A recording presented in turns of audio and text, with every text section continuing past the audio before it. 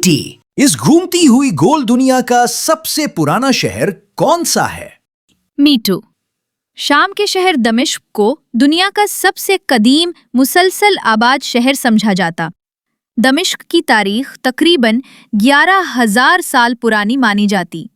इसलिए तारीखदान और यूनेस्को दमिश्क को दुनिया का सबसे पुराना मुसलसल आबाद शहर मानते।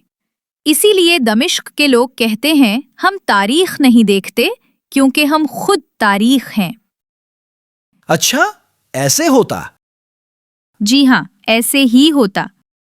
दिमिश्क के अलावा दुनिया के दीगर पुराने शहर कौन से हैं? कमेंट सेक्शन में दुनिया के कदीम शहरों के नाम तहरीर कीजिए।